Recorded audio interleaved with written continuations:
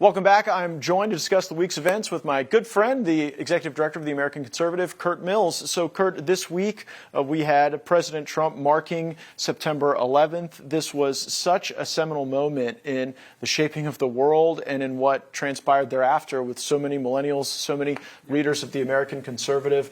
How do you look at the impact of September 11th, 2001 here, fast forwarding to this week? Yeah, I mean, obviously the timing with this week's events is eerie.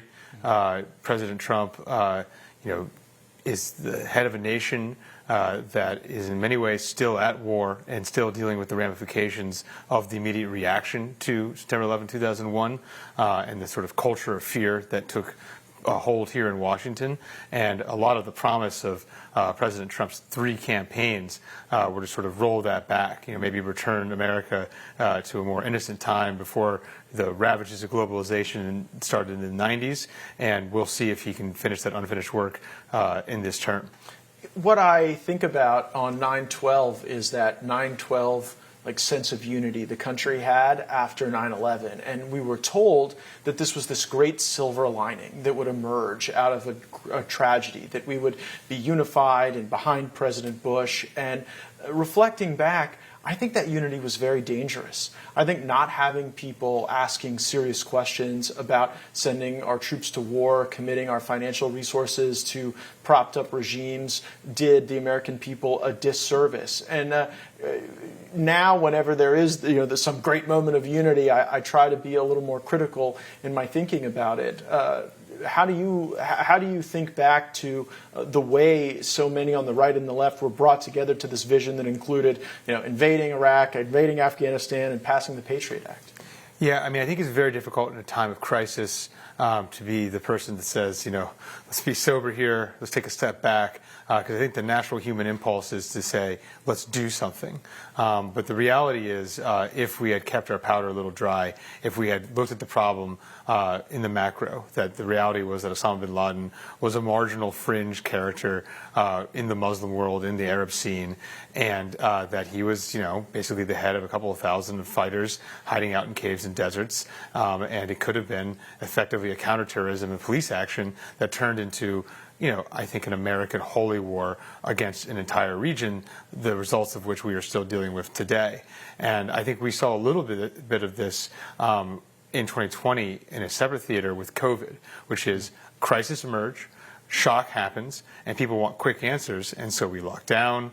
There's obviously questions now emerging about the vaccine. People wanted quick action, and if we had just waited a little longer, I think the history would have looked a little less grim. Yeah, it was the unity of COVID that brought us the scourge of inflation, that brought us the lockdowns, and I do think it's important to reflect on that. I'd also recall when President Bush was in a debate against John Kerry. John Kerry made this accusation: you've waged this war against the whole Muslim world, sort of like you said. And Bush said, no, because we have Qatar.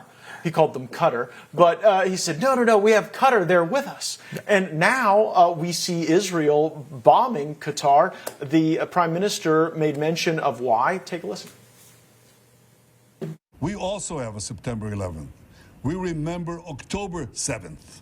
On that day, Islamist terrorists committed the worst savagery against the Jewish people since the Holocaust. And I say to Qatar and all nations who harbor terrorists, you either expel them or you bring them to justice, because if you don't, we will. Bibi Netanyahu saying he's going to be the policeman of the Middle East. How do you think that'll go?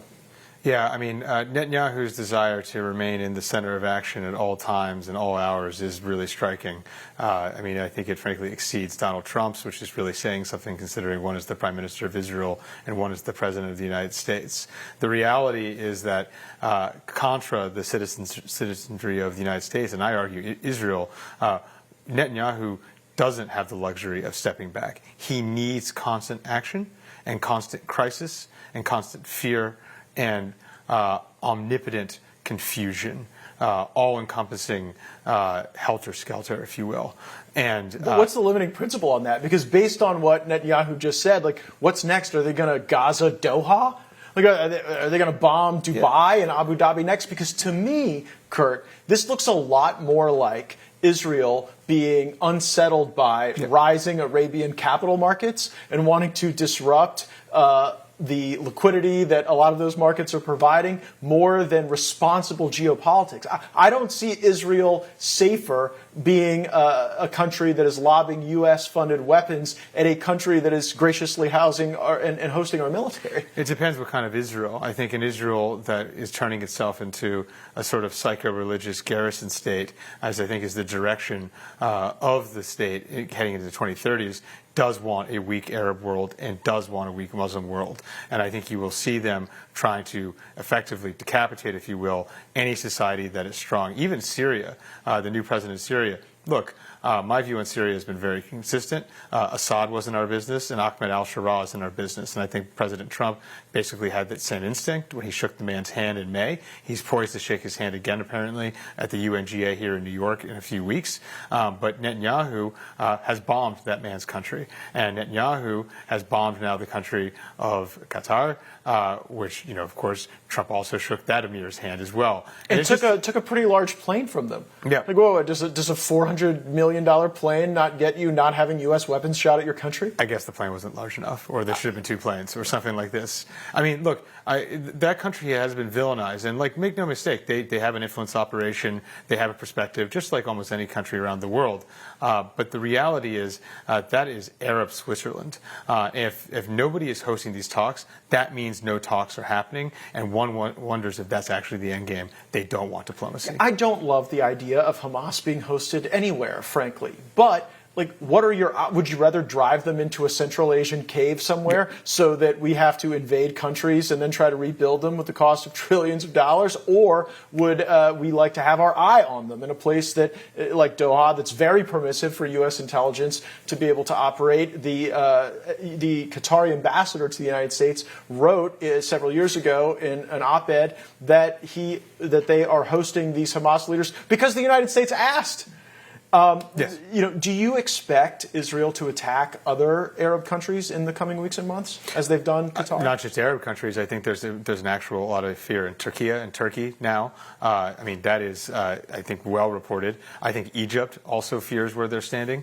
And I think other countries should look around in mortal fear of what the Israelis will do. Israel has effectively established an Air Force base in the Middle East with the support of Uncle Sam, or Uncle Sucker, if you will, and they are trying to terrorize their neighbors into submission until the status quo changes. Now, the question is, this might be rational for a certain far-right Israeli. Why is this rational for an American citizen?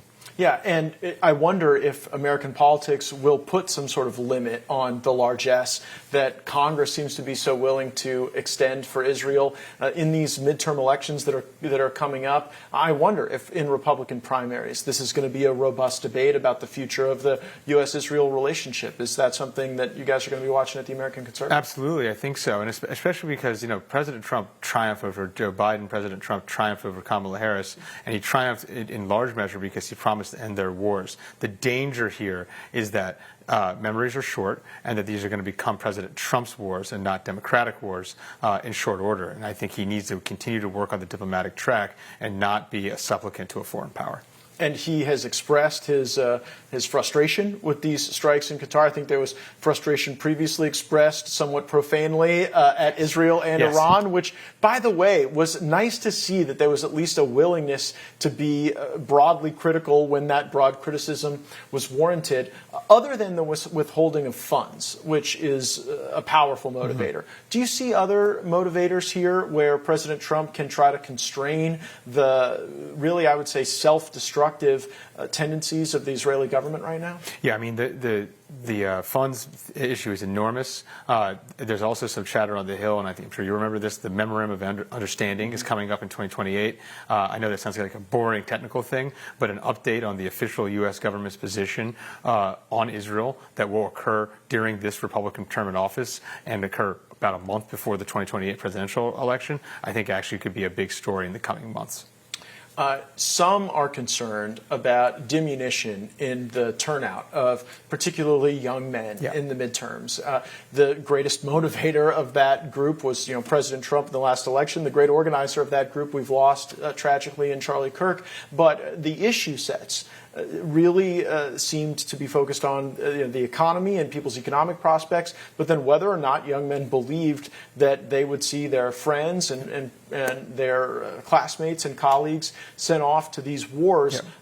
Are you sensing among your readership a concern that there's drift away from some of those stated positions in 2024 in the presidential race? I think two things can be true at once. I sense very little buyer's remorse, generally speaking, in our readership, and I would say among people I talk to, for Trump over Kamala Harris. In fact, I sense very little buyer's remorse among Democrats. People aren't really... They're more remorseful that they even went to Kamala Harris than they are anything else. There's very little affirmative argument like, wow, wouldn't it be better if she was president right now? However, I think there's a lot of concern and disquiet about which version of Trump we're necessarily getting at the moment. I think there was, May, from our perspective, was the sort of the zenith.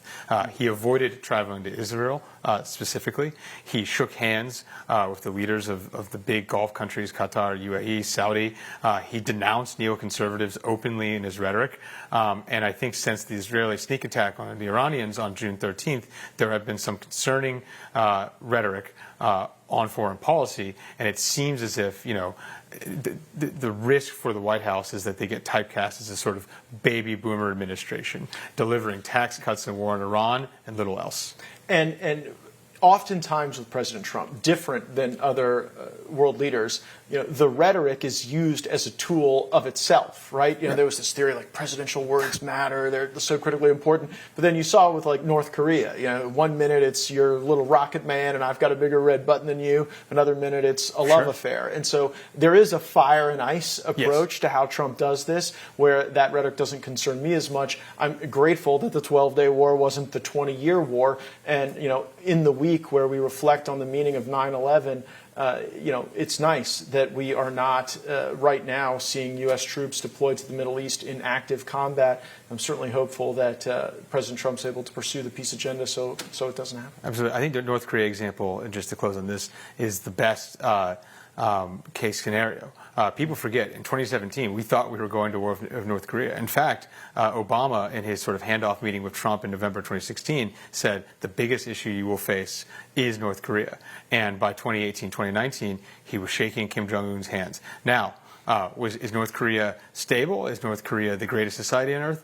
Of course not. But tests basically slowed to a trickle. It was far more stable than it is now, and certainly was under the Biden administration. And one has to hope still that is going to be the eventual result on both the Iranian and the Russian portfolio. Imagine if Trump's letters back and forth with Kim become the centerpiece of some lecture or course taught on geopolitics and how to bring peace. It would be something else. Curt Mills, Executive Director of the American Conservative, thanks as always for stopping by and joining the program.